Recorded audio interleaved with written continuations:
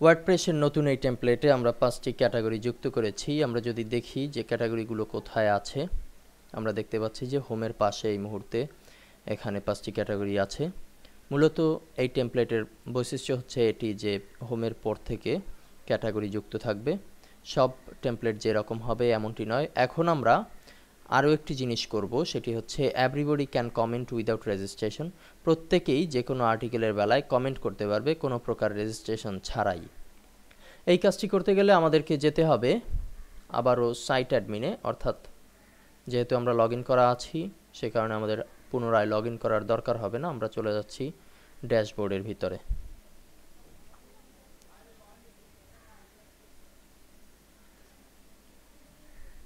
আমরা আবার একটু দেখে নেই আমাদের স্পেশাল প্রজেক্ট প্ল্যান থেকে everybody can comment without registration. প্রত্যেকেই কমেন্ট করতে পারবে যে কোনো আর্টিকেলের রেজিস্ট্রেশন ছাড়াই। এটির জন্য আমাদেরকে যেতে হবে সেটিংসে, সর্বশেষ কমান্ড সেটিংস। এর মধ্য থেকে আমরা একটু ডিসকাশনের ভিতরে প্রবেশ করতে পারি। ডিসকাশনের ভিতরে আমরা দেখতে পাচ্ছি যে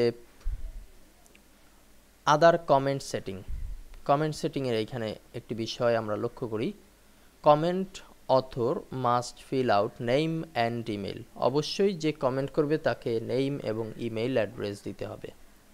user must be registered and locked in two comment.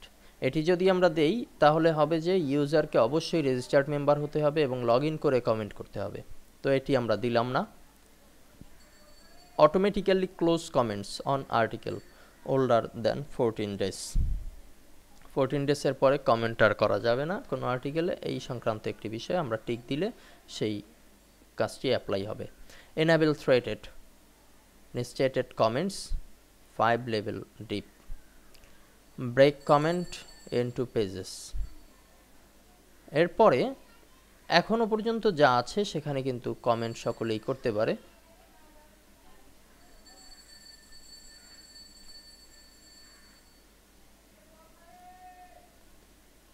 এখনো পর্যন্ত যে বিষয়গুলো এখানে আছে সেখানে আমাদের কোনো কিছুই করার দরকার হবে না।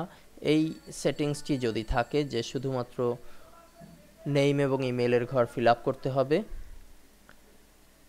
এবং আমরা টিক চিহ্ন দিলাম না, এই ঘরটি হচ্ছে ইউজার মাস্ট বি রেজিস্টার্ড হতে হবে এমন বাধ্যবাধকতা আমরা রাখিনি। এ কারণে এনিবডি ক্যান কমেন্ট হেয়ার, যে কেউ কিন্তু এখানে কমেন্ট করতে পারবে কোনো প্রকার রেজিস্ট্রেশন কিংবা লগ ইনের ঝামেলা ছাড়াই।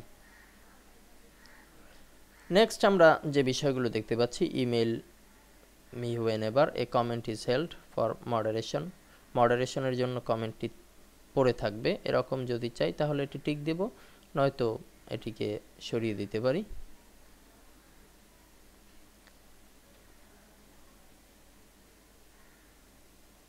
মূলত আমরা যে কাজটি করব, আমাদের প্ল্যানে যে কাজটি আছে সে কাজটি ডিফল্ট অবস্থায় এই মুহূর্তে আমরা দেখতে পাচ্ছি, এ কারণে আমাদেরকে নতুন করে কিছু করার দরকার হয়নি।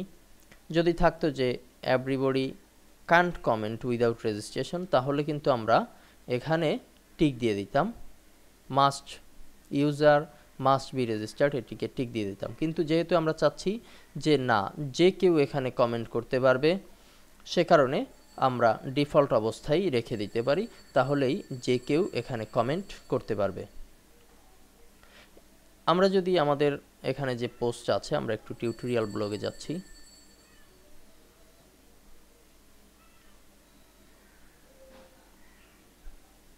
আমরা একটু যদি সাইন আউট করি, আমাদেরকে লগ আউট,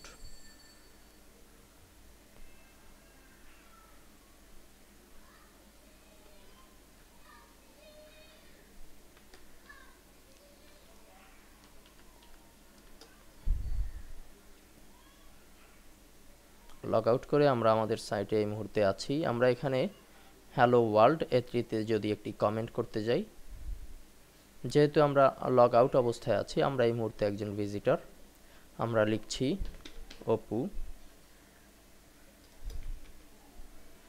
দিলাম অপু বিশ্বাস নামে একটি দিলাম, http nextborishal.com কে দিলাম, আমরা দিচ্ছি নাইস আর্টিকেল।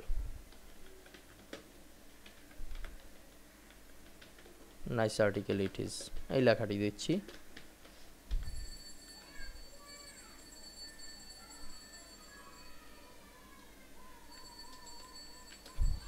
এখন আমরা যদি সাবমিট কমেন্ট দেই,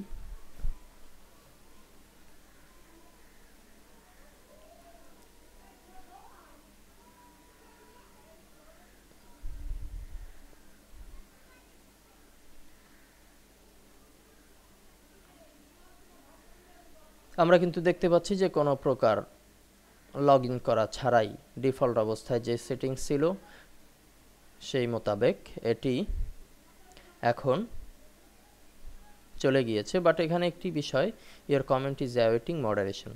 মডারেশনের জন্য এখানে একটি কমান্ড দেওয়া হয়েছিল যে অ্যানিয়ন পোস্ট এ কমেন্ট, ঠিক আছে, a comment is held for moderation. এখানে কিন্তু এই বিষয়গুলো এনশিওর করা হয়েছে, এটি মডারেশনের অপেক্ষায় থাকবে।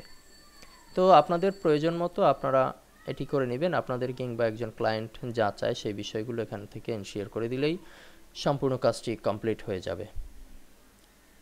পরবর্তীতে আমরা দেখব আমাদের স্পেশাল প্রজেক্ট থেকে calendar, recent 5 post, categories, log in, search box, এগুলো সব ফার্স্ট পেজে কিভাবে রাখতে হবে সেই বিষয়টি দেখব।